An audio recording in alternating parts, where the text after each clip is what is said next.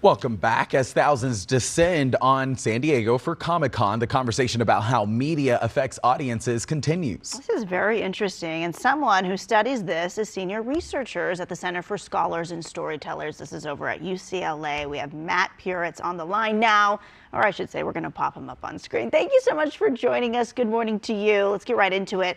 I want to start with, what is the Center for Scholars and Storytellers exactly? Yeah, thank you for asking that. We at the Center for Scholars and Storytellers have two goals. Our first is to listen to and understand the needs and wants of teens and adolescents. And our second is to then represent those needs and wants and work with creators and media companies like Netflix, Roblox, YouTube, and try to make media a better place for those teens and adolescents. In this day and age when there's social media, there's Comic-Con, there's so many different things for kids to get into. How do you find that kids relate to media in this day and age with so many options out there? Yeah, that's such a good question. I think the best way to think about it is to think about media for kids as sort of an extension of their social lives. So for a lot of teens, you know, they might go to a certain person when they're feeling stressed or sad. They might go to a different person when they want to laugh. They relate to media in a similar way. So we find in our research, we just published a report about this, that when teens are stressed, the most common thing they go to is social media. They get and new media. They especially TikTok and YouTube. They find community there. They find an escape. And the second most common is actually gaming. And then meanwhile, if they want, you know, more immersive entertainment, if they want to escape for a longer time, they usually go to something like TV or movies.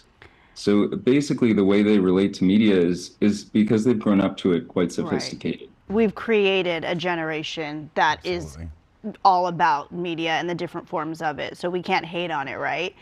But also, as a parent of two littles, 5 and 2, I fear the future. I fear my daughter wants to be on YouTube so much, because what happens, you start with one child-friendly show, and then it takes keeps them going, and the way they're staring, and you don't know what they're going to be watching 10 shows later. Yeah.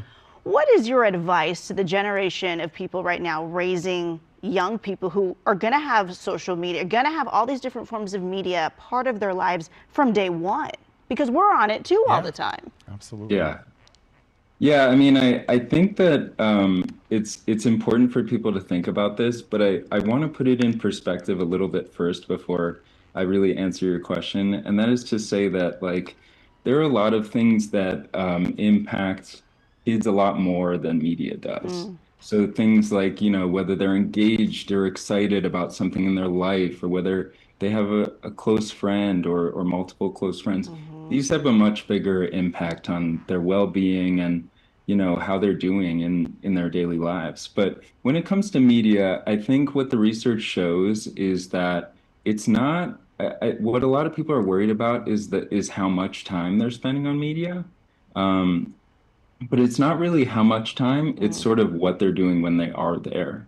So I think my advice would be to, you know, if you're a parent, I would just talk to your kids about like what they're doing when they're on there.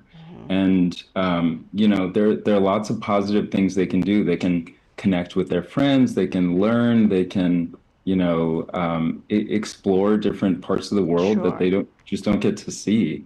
But, you know, they can also just like only go on there to turn their brain off. So I think what I would advise is just talk to them and come from a place of understanding instead of trying to sort of dictate what they should be doing on there. What I'm hearing in that is, relax, parents. You don't have to fear it. It's part of their life. It's the world. It's all in the approach, right? In the communication. Exactly. Yeah. Okay, I hear you. Thank you for that. And we're talking about Comic-Con and immersive experiences happening all around the area. How does that impact children looking at how media and talking about these experiences? How do these immersive experiences impact kids these days? Yeah, what we find in our research is actually that the number one thing that teens want to see in TV shows and movies is fantasy content. So I think Comic-Con is really letting them get into those worlds that they love in a deeper way and deepen their relationship with it. which I think is especially important for some kids. We find in our research, we have an upcoming report about this, that especially in, for instance, the superhero genre, the heroes continue to be pretty homogenous. And meanwhile, teens right now are diverse in basically every way.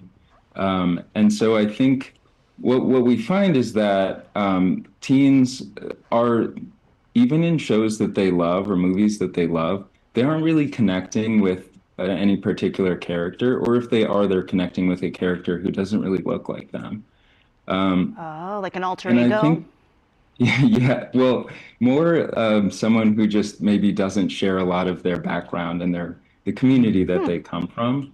And so I think what Comic-Con allows kids to do is they get to sort of see themselves and be themselves in these spaces and sort of represent themselves, you know what I mean? And like I think that can be a pretty powerful experience for kids. Yeah, it's a way for them to express themselves, Absolutely. right? Exactly. And I I like think we that. can all relate to the fact of needing a hero, right? Yes! These days, Exactly. especially. So, course. Matt Puretz, thank you so much for joining us. We Thank really you. appreciate you taking the time here on this Sunday morning. Yeah, and come back. We'll have Yeah. many more questions for you about the Absolutely. social Sounds media great. impact and media impact. We appreciate you. Thanks again, Matt. It's 8:19 on this Sunday. We'll be right back.